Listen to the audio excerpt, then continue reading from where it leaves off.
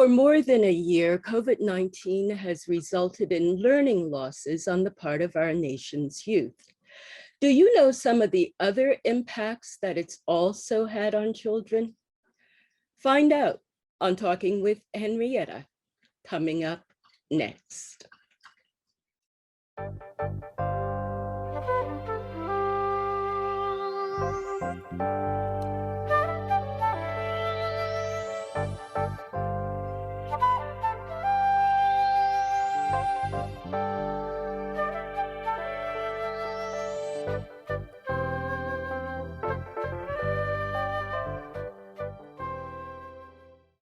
Hi, I'm Henrietta. The pandemic we've been experiencing has had negative impacts on many of the nation's children. They've suffered learning losses and experienced social and emotional disruptions. On this edition of Talking with Henrietta, I'll talk with the representatives of 5 organizations who will share some of their perspectives about the pandemic and what their organizations are doing for the children in their community. I'll start by saying who they are and letting them give a little detail about themselves and their organization. I'll start with Corinne Risley.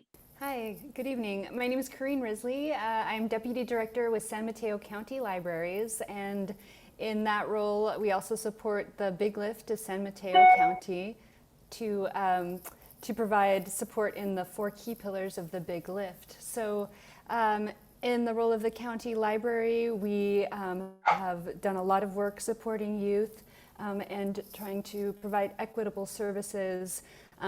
That work has only become more essential as we've gone through the pandemic, and so we'll be excited to share later on this evening some of our work in terms of summer camps and inspiring summers. Thank you. Jenny? Hi, my name is Jenny Obiaya. I am the Chief Program Officer at the Boys and Girls Clubs of the Peninsula. And our mission is really to support the youth in our communities to really thrive. We work with students K through 12 and beyond in both the after school spaces and during the school day. And yeah, I'm happy to be here. Good. Doreen? Hi, everyone. My name is Doreen Hassan, and I serve as a community director for the YMCA of Silicon Valley, working with our youth development programs. Throughout the pandemic, we provided services from the onset to the current time. And we had 35 programs during the heat of the pandemic supporting students in distance learning. And this summer, we're very proud and excited to continue services to support young people in summer learning and summer enrichment. And in the East Palo Alto area, we're working with 3 schools, primary school, KIP Excelencia, KIP Valiant, as well as providing summer day camps and summer learning experiences at our East Palo Alto YMCA. Okay, Doreen, thank you. Doreen, we'll have more time for you to say more. Alma? Hi, good evening, everyone. My name is Alma Polito, and I am an associate on the community affairs team at the Chan Zuckerberg Initiative. It's a philanthropy organization that leverages technology, community-driven solutions, and collaboration to help solve some of the world's toughest challenges. And working on the local community team, we're really about being responsive to community need. And so COVID, of course, there was a lot of response, and excited to get into these programs that these organizations are leading. Maurice. Hi, everyone. My name is Maurice Baker. I work for the City of East Palo Alto in the Recreation Department under Community Services. For the past 3 years, it has been a council priority to activate our parks and our facilities. So that has been our mandate this year, and we are happy to be on board helping out during this pandemic when it's most important for the kids to get back outside. Well, thank you, all of you. I opened our discussion by talking about the learning loss and the emotional and social disruptions that young people have experienced. Let's talk about that a little bit more and just get your perspectives on what you've been seeing with the children that you deal with. How have you experienced what they've been experiencing? And what I say is, don't all of you start talking at once. I can sort of kick us off here. So at the Boys and Girls Clubs, we immediately pivoted our programming once the pandemic hit and opened our community learning hubs to really meet the needs of our students and families. Because basically what we were seeing, exactly to your point, Henrietta, students first and foremost from an academic perspective were just struggling to get connected to their online classes. And so we wanted to support our students to get connected virtually through providing internet connections, devices for students, and then sort of ramping up that support to really help them stay in the game is what our big motto was for this school year. Just staying engaged in their classes. Distance learning is so much different than in-person learning. So making sure they knew how to navigate their different platforms, knew where to go at what time in the virtual world, supporting them with their assignments and tutoring.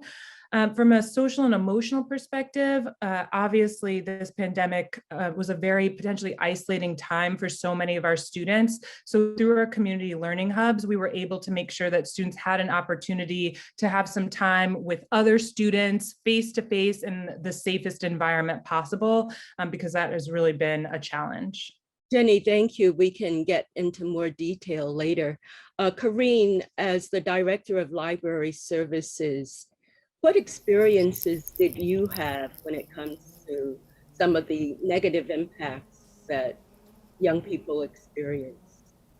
Yeah, it's really interesting. In our partnership with the school districts, we are offering full-day summer experiences at 7 school district sites, including Ravenswood. And for many of the kids, this is, in the public school setting, the first full-day learning experience they've had. And so we've really, as we've seen the kids this summer, really seeing that they are needing a lot more support. They're having difficulties transitioning to the environment. They're having a lot of fun, but there is need for additional support, and we're trying to bring those supports in. Sure. And how many young children have you been dealing with in the library setting? In the Inspiring Summers program, we have about 1,200. In our libraries, what we're doing in East Palo Alto and North Fair Oaks and almost all of our libraries throughout the county is that we're holding the libraries closed 3 days a week, and we're exclusively serving youth in enrolled programs. And so we're keeping them in small cohorts. But I will say, aside from some of the extra nervousness and difficulties adjusting to routine, especially for the rising kinders, we're seeing that the kids are so delighted to be together, and it's just been magical for us, for staff, for families to see those connections really forging and them really becoming comfortable being with their friends again. Sure. Doreen or Maurice, who'd like to share your perspectives next? Maurice, oh, Thanks, Maurice. I want to echo Karine and Jenny's sentiments around young people really just needing social connectivity and a sense of belonging and relationships to help them grow and challenge their thinking in the midst of such great challenge. This is the first global pandemic we've all been in collectively, and it's adversely affected not just the children, but the families and the household. We've seen food insecurity rise, families wipe out their savings and deal with challenges that are so unimaginable.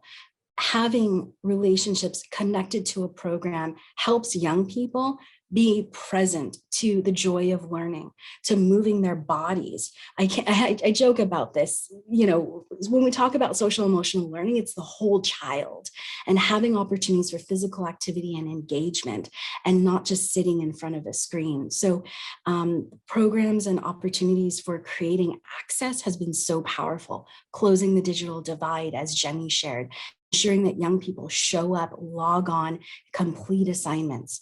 I mean, there are so many stories of young people falling so behind and also disappearing from the school system. So Doreen, you said challenges that are unimaginable. Give us an example.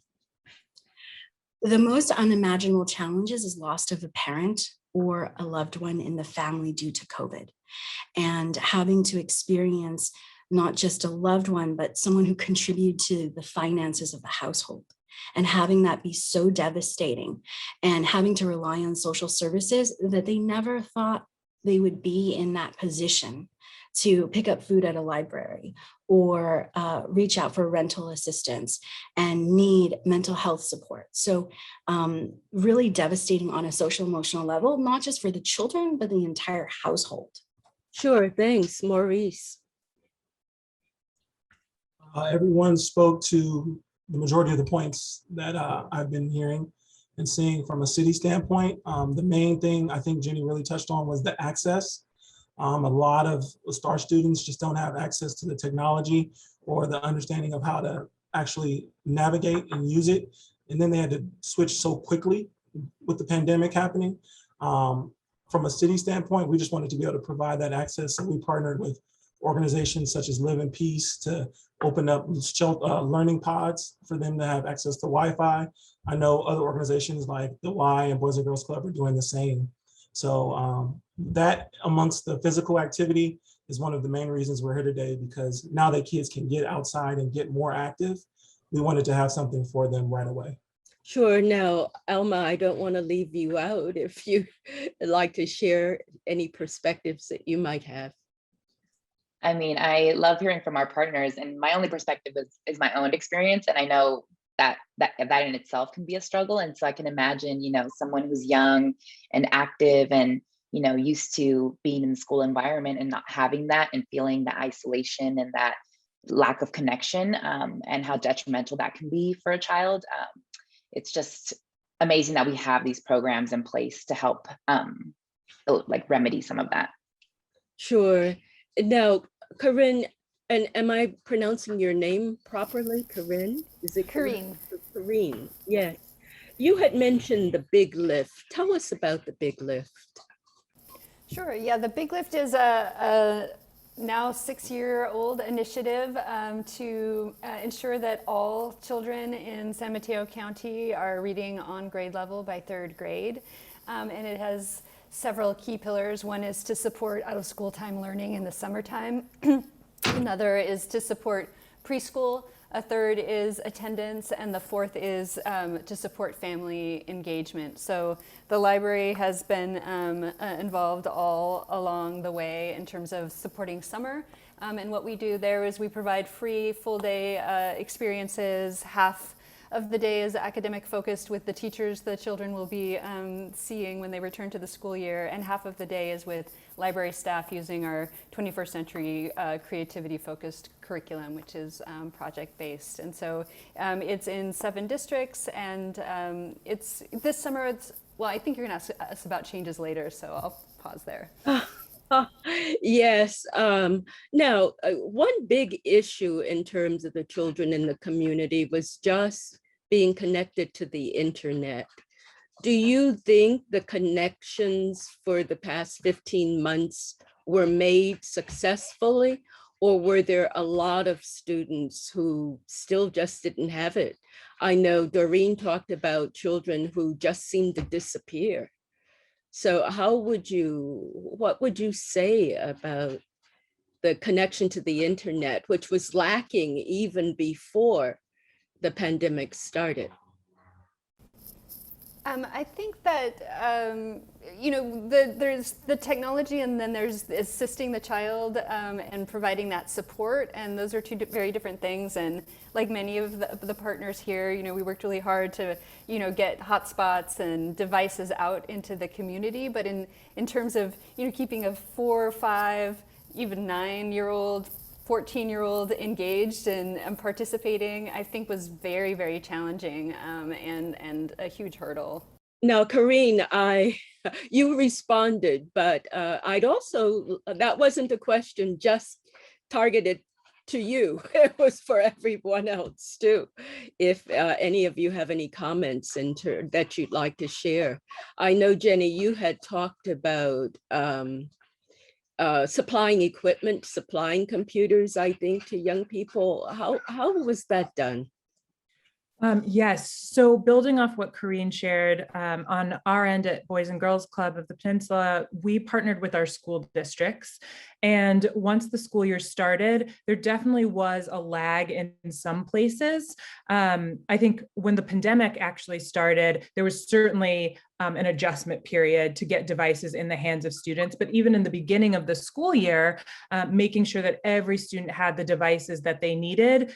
The districts were able to provide many devices to students, but where there were continued gaps, we were able to provide Chromebooks, hotspots, and of course, at our clubhouses, fast internet for students. And then quickly, we were able to solve the connectivity problem. And to Corinne's point, it became much more about the challenge of the engagement and the day-to-day of engaging in academics. Well, talk about those challenges of engagement. I was even wondering when you supplied the Chromebooks, and this is for each of you, when the Chromebooks were supplied and maybe the hotspots, was there also a need for the internet connections in the home? Would the devices work if the home wasn't connected? No, absolutely not. And so that's why hotspots were really helpful there, but also our hubs were helpful. I mean, we had students coming to our learning hubs in the fall. And once we got them all set up, we had realized that they hadn't actually logged on to their virtual classes for the entire school year until they got to our hubs because they didn't have the internet connectivity at home. So let's talk about the programs that are now designed. Are they different from past summer programs?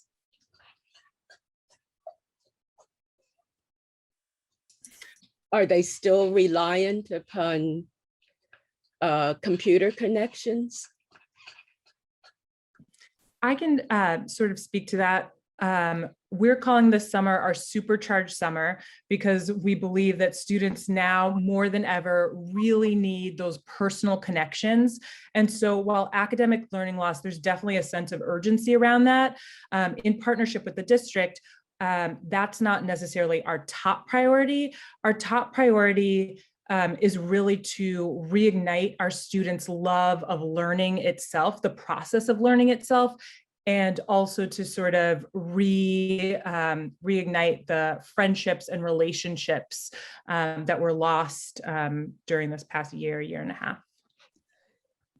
So you're working with select groups of students. How extensive do you feel that you're reaching the students in the community? Is that a question? Okay, for me, All of you. Okay, yeah. Well, this summer, we're actually on track to serve the highest number of students in our summer programming in the history of our organization. We're likely going to be serving over 1,500 students in person. What we've actually seen is that there is a tremendous influx of interest and excitement for our summer programs. I think students are really just bursting with energy and excitement to reconnect with their peers. I think caregivers are also very eager to find productive channels and outlets for their kids to get out of the house safely. And so, yeah, we're excited for what's to come this summer. Is that 5 days a week? We've got 5 days a week in person, full day. The first part of the day is in partnership with our school districts, and it's more academic based, but again, focused on that love of learning. And then in the afternoon, we provide enrichment programs for our students.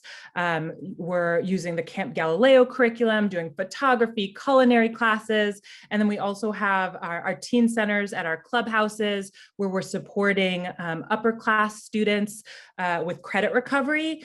And we're supporting incoming freshman students with everything they need academically to be 9th grade ready. And then we're also providing a lot of enrichments and field trips. It's a fun. Sure. Doreen, how do the YMCA's programs differ, or do they differ? They're very similar. Our goal is to help young people find their spark, their passion and joy and love of learning while connecting with others and making friends. We know that friendships and having a sense of belonging nurtures young people's ability to be excited and wanting to learn more about the world around them. One of our goals this summer is to bring virtual field trips to our students, in addition to the academic enrichment in the morning and having opportunities for young people to participate in different activities, whether it's outside or sports. But our goal is to broaden their horizons and to remind them that there is endless possibilities and that the pandemic is temporary and it was hard. And a lot of young people are just excited about connecting and being with other kids because so many have been in isolation and new to our programs. So you talked about in-person. Is this in-person with mask on? Is there any requirements in terms of social distancing? So how has the pandemic itself affected the type of relationships that's being encouraged among the children? We wear masks because young people do not have vaccines available. And this is a part of our state guidance for K-12 schools and youth serving programs. And young people are able to make friends with masks on and have fun and do much of the same activities. And they behave as if the masks aren't there, but the masks are there. And we just grow accustomed to it because we know it's a layer of protection, given that young people don't yet have vaccines available. Sure. So Maurice, the city of East Palo Alto is supporting the youth programs of other organizations. Tell us more about how that's being done and what your role is as the recreation leader and coordinator for the city. Got it. Yeah, so our job is to connect with the local organizations that are running great programs already and to just help them amplify what they're already doing. City council kind of identified that as their main focus 3 years ago. And this year, just like Jenny, is our most robust year. We started out with 6 programs. We grew last year before COVID hit, and then it hit and we had to switch everything to virtual. So we ended up with about 8 programs. This year, we're gonna have about 14, and there's a wide range of activities like everyone else. All the program providers on the panel are saying. So we have everything from chess to basketball to literacy programs to soccer to camps. It's a pretty wide ranging program. And my job and role there is to help with all the coordination and operation and pretty much manage the overall program from a recreation standpoint. So when you have that many children, for example, I think Jenny said 1,500. Was that correct, Jenny? How do you manage that many children, and how do you also ensure that your programs are successfully reaching them, that they're responding well? I'm thinking just keeping them active might not be enough. So how do you know what you're doing is being effective and effectively reaching each child? Great question. So we start out with a pre-survey to reach out to all the different residents, as many that we can reach out to and find, to ask them what type of activities, to inquire about activities they wanted to participate in. And then we went out and tried to connect that with the vendors that we had in our local community that were already operating and have done great programs. So a lot of it is relying upon our great vendors and our contractors to keep doing what they're doing and executing awesome programs, because you're right, I can't be every place at once. So my goal is to just trust them and know that they are providing the best experiences for the kids. And then we follow up with a post survey to check on with all of our residents, and that'll lead us into the 2022 programs. Sure. Now, Maurice answered that question, and I'd like to get a response from the rest of you all, because some of you all do constitute those great vendors that he referred to, right? At BGCP, we really rely heavily on our amazing, amazing staff.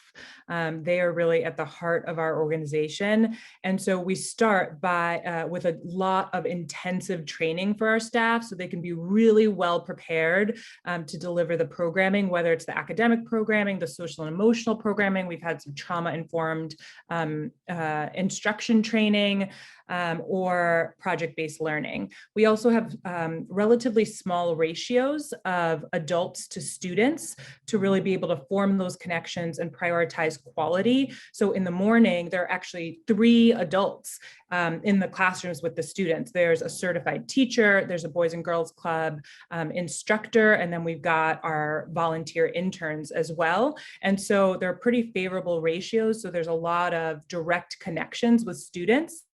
And then similar to what Maurice was saying, we also have caregiver and student surveys along the way to be able to provide us with valuable insights into how we can always be improving our programs for students. But like at the end of the day, it comes down to, do we see big smiles on their faces? Are they happy to be there every morning? That's what's most important to us. So say more about the training, because the pandemic started about 15 months ago.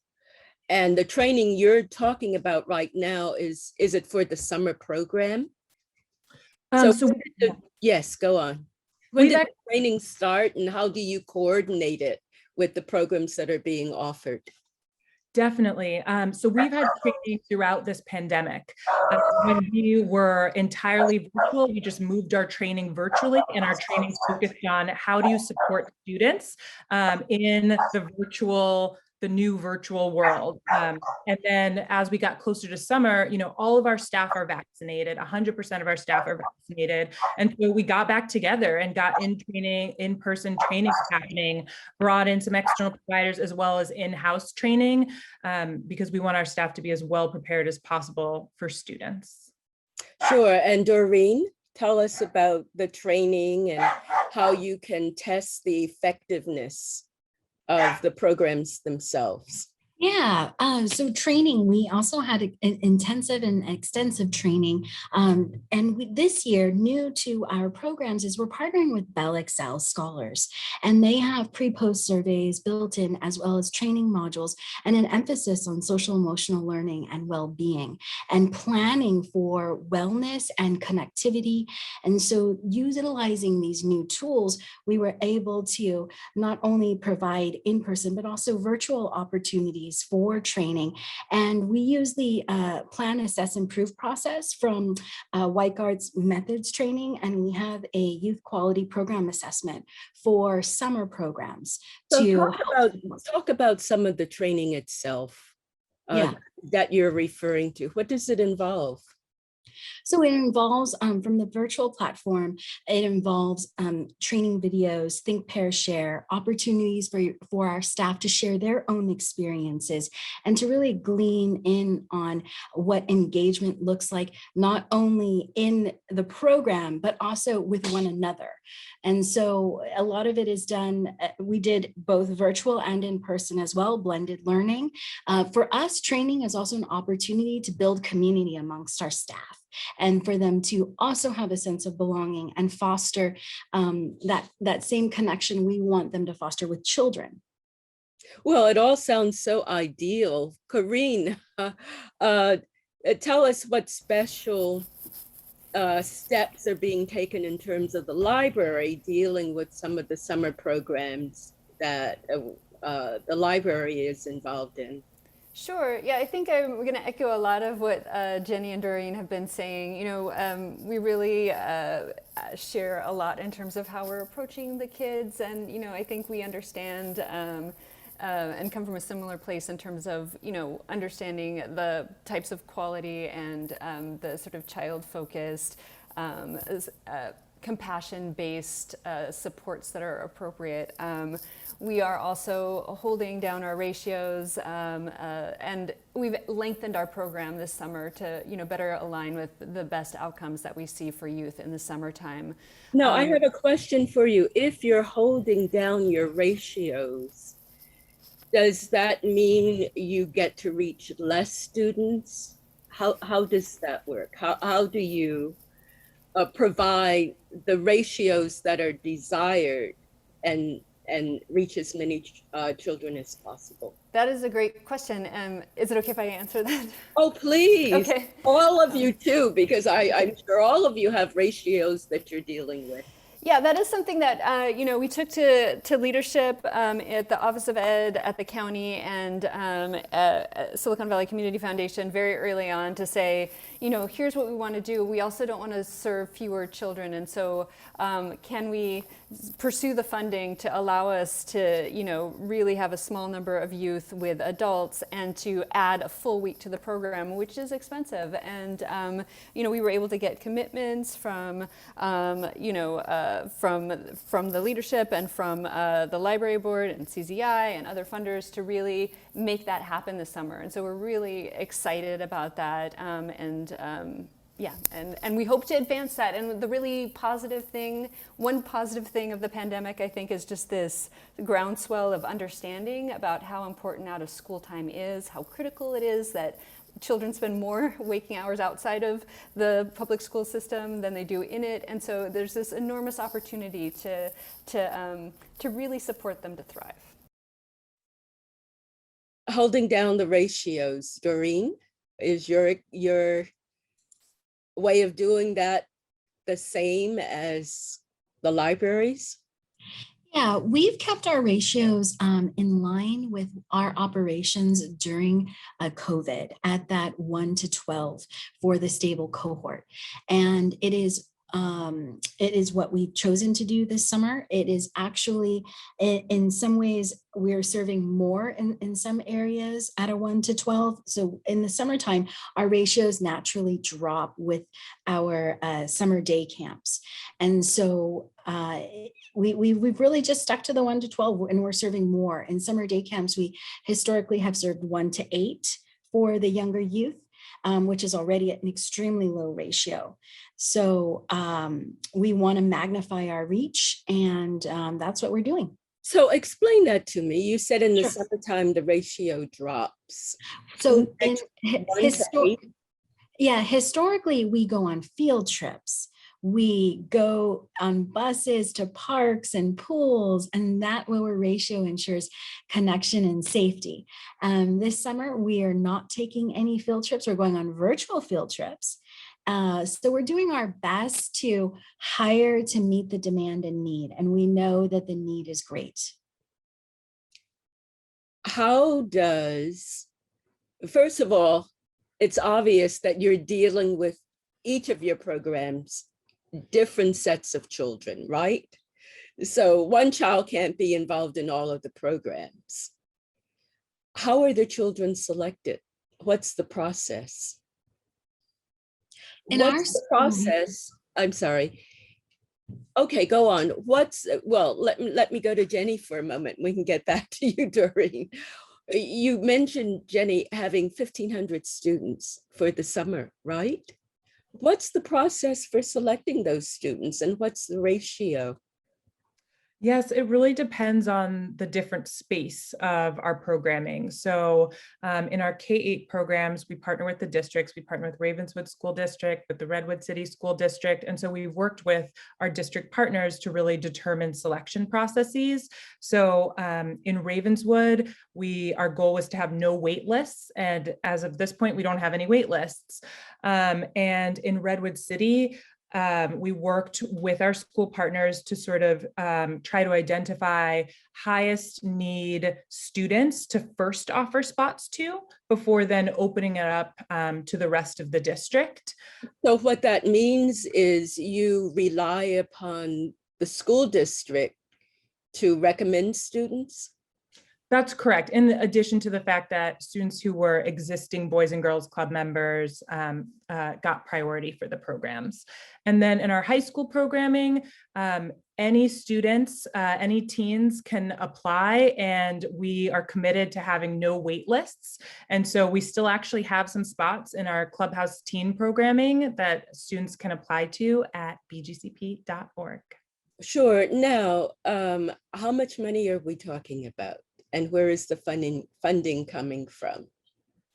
Well, for students, it's absolutely no cost. We offer all of these programs for absolutely no money, no cost to the students and families. And in terms of the funding on our end, we rely on the generous support of our donors and folks like CZI who have been generously supporting us. It just makes such a huge difference and allows us to be able to hire the staff that we need, execute the training. It's been excellent. What dollar figure are we talking about? Can you give us an approximation? I would have to go back to the drawing board to look at that. I think everything programs related, but I would have to chat with our financial team to talk about that. Sure, Karine? Yeah, What kind of dollar figure are we talking about in terms of the summer programs? Yeah, the investment is more than $2 million, and it's primarily Measure K funded and augmented by this year CZI and the governing board of San Mateo County Libraries. Doreen? Our funding comes from a combination of sources. Thank you to CZI for their generous contribution. Our cost is also zero to our families. And for our summer day camp at the East Palo Alto YMCA, there's a sliding scale. Collectively, we have $300,000 that we set aside for subsidized programs and financial assistance. And we also leverage existing school and federal grants to deliver on summer learning experiences and programs. Sure. Now, Jenny said that there's no cost to the children that they deal with, and you said that there's a sliding scale. So yes, how are the children selected? And Yeah, for our free programs that are school-based, similarly to Jenny, they're selected in collaboration with teachers, principals, focusing on those who need the program the most. And at our East Palo Alto YMCA, it's on a first come, first serve registration process, and also setting aside targeted slots in our community that are subsidized to zero to, anywhere from what the families can afford. And families are so extremely grateful. We had one parent break down in tears and was just crying hysterically because she had no idea what she was going to do with her children in the summertime, and having a safe space, having an opportunity where her children could have access to enriching experience meant the world to her. So we know that keeping costs low to free is so vital in engaging our communities of need. Sure. Now, Maurice, the city of East Palo Alto is working in a collaborative venture with its vendors. What type of funding are we talking about? Is there any costs that the city is paying? Yeah, so City Council approved the funding for $120,000 this year to fund programs, and that is for all 14 of the programs. Luckily, we had CZI, come to us via our councilman, Antonio Lopez. So that helped us with capacity. Each of our vendors receive anywhere between 5,000 to, I think 10,000 was the number. And that just, it depends on, what capacity they could hold and programs they were offering. And we did that just based off of the research and understanding what the other outside markets are doing. So was this funding supplied through grants to organizations that ran summer programs and applied to the city? There was an RFP process that all the programs went through. So it was TLT grant or? No, it wasn't TLT or Measure C. It was an actual, it was a contract basis for local organizations. Sure, dealing with children. Correct. And Now, seniors as well. okay. Now, Alma, as being connected with CZI, the Chan Zuckerberg Initiative, talk to us in terms of how the funding was allocated, what was the requirements for getting funding, and how the grantees were selected. Right. So we had a lot of COVID recovery. We had a COVID response, and then, as time progressed, there was an obvious need for a COVID recovery fund. And so we identified different issue areas that, we felt were important to address. And of course, the youth and the learning loss and the lack of connection was one of those. And we actually sat with a lot of community leaders and state community stakeholders to have these conversations to identify what are the needs of these communities, right? And how can we resource and support these needs? And so, to Maurice's point, we sat down with Councilman Lopez and had that conversation, and this is something that consistently came up. And so it was really, determining which organizations are reaching these impacted communities and how can we support, and having the conversations about what are the programs. And it was just a matter of, making that connection and providing the funding. And how much funding are we talking about? It was 100,000 per organization, and we supported 5 organizations. 100,000 per organization, supporting 5 organizations. Corrine was talking about changes. She mentioned changes and didn't want to start talking about them too quickly. Because of the pandemic, I'm just wondering now, the organizations that were funded, all of you here, have run organizations in the past, summer programs in the past. So the summer programs this year, how do they differ? Well, they're virtual, some of them I know, from past years. And what changes will be made, do you think, in next summer's programs because of some of these summer programs? So if I can start, I'll just say that, yeah, so just I think we're really interested in building on what we've been doing. And again, we're really elated to be able to add that 5th week of experiences for kids, and to keep the ratio to 1 to 7. And I think that, we don't perceive that this need is going to go away in 1 summer or 2 or even 3. And so being very interested to pursue opportunities to continue to operate a longer program and to continue to expand. I think a couple of the partners already alluded to this, but there really was unprecedented demand for program. Applications came in very, very quickly, and were more than we could respond to this summer. And so, ideally, we would love to be in a position to accept every kid who is interested. And so that is what we're looking towards. Now, I think you mentioned it's a 5-week program that the library is running. Yeah, the Big Lift program, it's 5 weeks, every day. It's a full day program, and it's all in person. And that was something that, back when we were planning it, seemed like a very hard thing. Like, schools weren't open yet, and even when we started, they hadn't returned to an everyday schedule. So it was a big leap, but we were able to do it in part because last year we operated a half-day in-person program. It's in a very different sort of environment of fear, and so we're able to build on that and transition everyone into a full-day program in person, recognizing how important it would be. Yeah. So when we talk about full day, what are we talking about? 8 to 4 or 9 to 5 or? Yeah, approximately 8 to 4. Yeah. Oh, okay, Doreen, how long the YMCA's program? Yeah, our programs are 8 to 5 this year. In a non-pandemic year, we ran 7 a.m. to 6 p.m.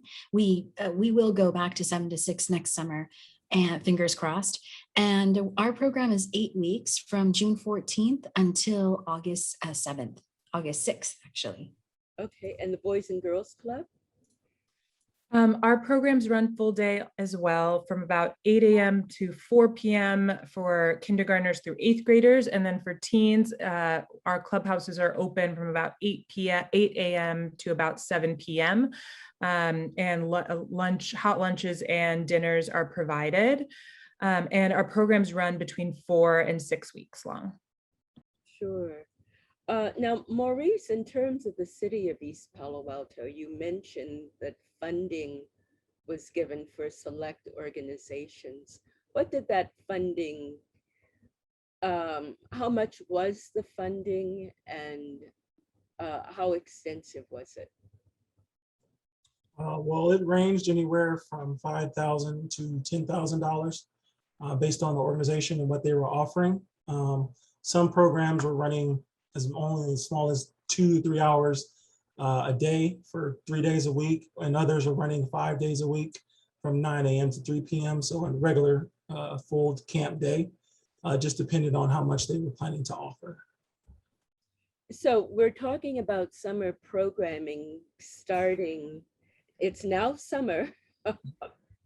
Did the program start last week? Yeah, we kicked off on June 14th. And all of our programs vary. Some are going to run for 8 weeks, and some are going to run, all the way through October. Just depends on their availability. Okay, and the 8 weeks, I think, Doreen, you mentioned. Correct. It started when? Last Monday on June 14th. Okay, and it runs until, through August 6th. And the Boys and Girls Club, Jenny? The first of our summer programs started on the 14th as well, but we're sort of on a staggered start based on the school district's calendars. And so our really last big round of programming will start this Monday with the Redwood City School District. Sure, and Kareen? Yeah, similar. Our program started the same week, the 14th, and it's a rolling start date aligning with the school districts. So we have Ravenswood starts on Monday, and that will be our last one.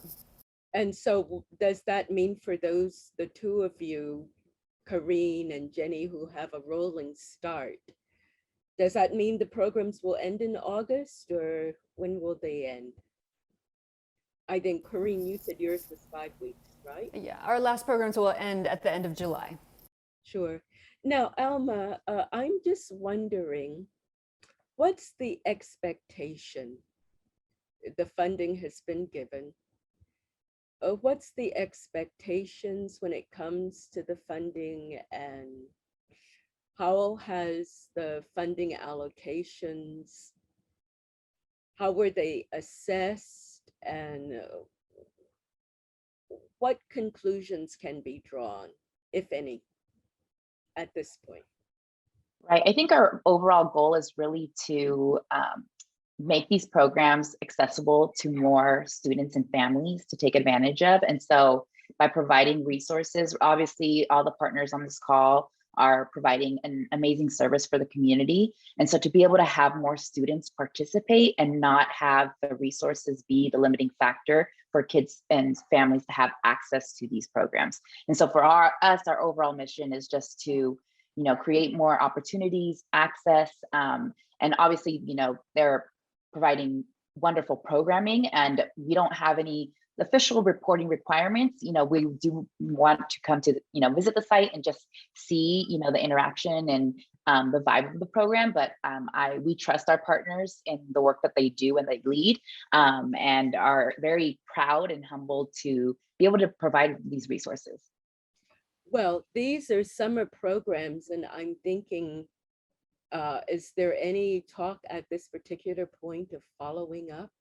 Any follow-ups with the kids, or? Right. Yeah. So we will have like an end of a program report just to get numbers on how many students participated and what the impact was there.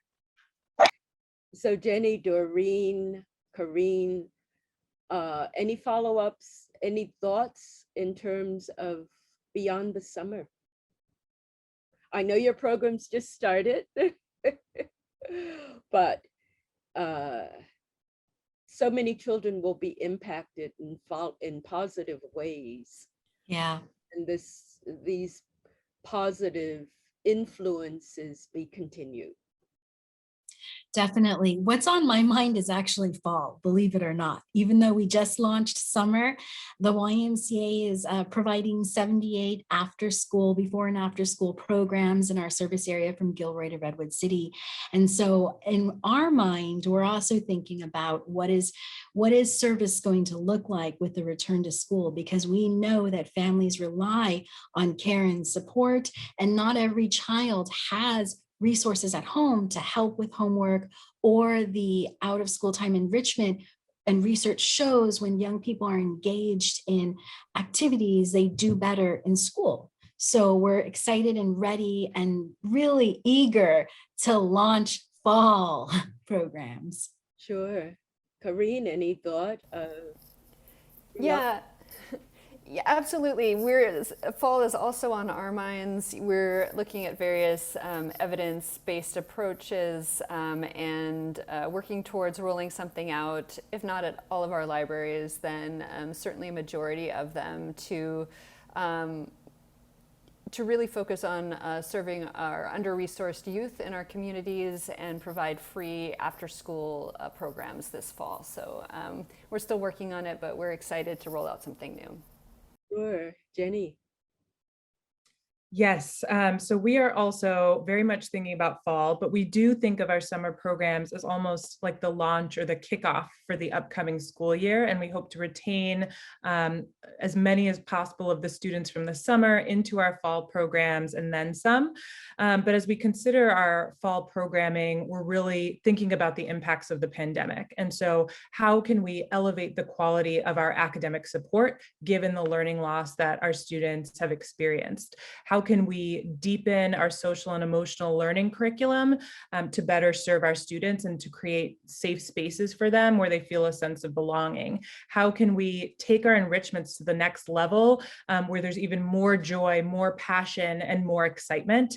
And interestingly enough, there have been some learnings from this pandemic in our practices that we might want to carry over into the fall. For example, the power of one-to-one individualized high impact tutoring has been really interesting. And so in the virtual space, it's allowed us to connect volunteers or tutors that might not live locally in the area with our students.